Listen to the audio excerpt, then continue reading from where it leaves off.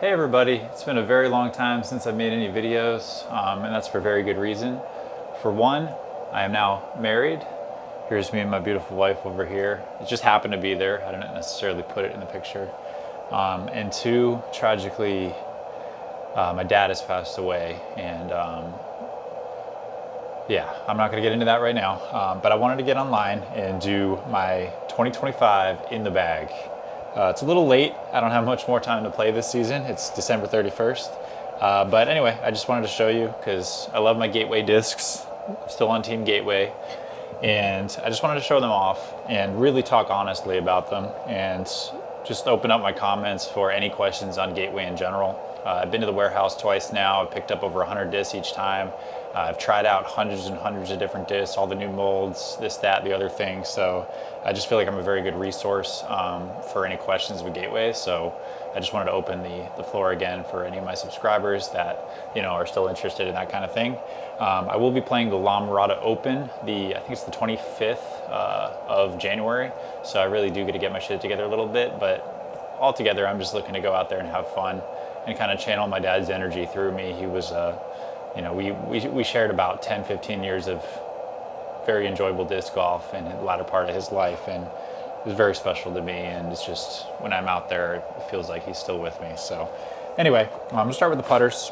I got two pretty hard swirly purple Wizards firm. Corey picked these two out for me. Actually I got a set of three. One's a little more pink. I keep that as number 3 in the mix. But really like these, especially when it gets a little warmer. It's kind of cold and rainy out right now, so I would actually go with a little bit of softer variety. I got a ton of Wizards, so just kind of choose what I need. So that's what I've been putting with. I also have these reptilian scales. So these are pretty much Wizards. They have a Wizard bottom. They got that bead, same bottom, but at the middle of the edge, they meet a scale top. Or is that scale top? No, they are scales. They meet a devil hawk top. So they got the dimple around the ring there. So very, very overstable. I consider these like a Wizard OS. So if it's a windy round or something, or maybe I want to run a putt but not go too far, a lot of times I like to carry at least one or maybe two of these. And sometimes if it's a windy round, just, yeah, two of these. Okay, I guess I already said that. Cool. Moving down here, we got, generally to feel comfortable, I like to have 3 throwing Wizards. This is Mr. Whiskers. He's been in a ton of my in the bags. He is my favorite friend. I've got, it says 1 ace on here, but I feel like I've got more. But he's just so good. He's a G9I Wizard, so it's a retro Wizard, a little shallower, and he's beat up to fly so straight to easily get turn, and just such a beauty to throw. Any woods course I get to throw this is just a great day. Like to use this within 300 feet. Sweet spot's like 200 to 260, I'd say. Just put it there. Then I got this retro Wizard. I got this like 2 years ago. This is a glow variety. So again, a little shallower. I like that on my throwing Wizards because I feel like they cut through the air a little bit more, where the newer Wizards that are a little bit deeper just kind of sludge through the air and grab more draft. They have more glide, but at the same rate, I don't really want more glide. I want something I can control to cut through the air and land on the ground. And also the newer Wizards are a little more stable, and I really, when I'm throwing a putter, I enjoy getting something I can flip up a little bit. So this one's worked in about 2 seasons now. Nowhere near as understable as that one, but perfect in the mix. So 1, 2, 3, tic-tac-toe. And this is kind of a softer, I don't think this is a retro. But you can kind of see it's a little, it might even be a retro, but either way. This is my stable one that I have in the bag right now, but I got so many Wizards, I'll just kind of mix and match this slot. But these two are pretty locked in. Sometimes in the hot summer months, since this one's a little bit gummy, I'll put in I got a set of like 15 of these, so I'll put in another one of these. But that's what we're doing right now. Moving on up, I have a really beat-in reptilian scale. So this is just a little bit more stable than that blue one, but definitely less glide. So a lot of control with this for upshots, and it's used a lot. Sometimes for putts too. Then we have my signature series disc, the Houdini. This is a glow, and it's just got a nice dimpled top now. It's been beat in, and it's got some spots that just feel so good in forehand. And yeah, this is my forehand workhorse for upshots. Love throwing it on like an anhyzer and just let it slowly kind of fade in. I got new ones back there, but I just love this worked in one. It's really all I need. I got one mid-range in the bag. I really like the Morning Star. It's got the perfect mix of stable to understable, just a do-it-all mid-range. It's 5401. Yeah, give it a shot. This is an NXT plastic. Flies pretty good. A little stiff, but I like it. Moving up in speed, I got a 6-speed Demon here. I've had this for a few seasons. It kind of goes in and out of the bag. But just very controllable at a 6-speed slot. It's called 0-4, so very fadey, and it's beat in now, so it's not much like that, but it's got a bunch of bite when it hits the ground, so even though it's a 6-speed, you can still throw it with a touch of like a 4-speed. So really like it for that. Yeah, anything within like 320, maybe 280 to 320 is a pretty good range for this guy. Then we got really one of my favorite discs, which is this Saber.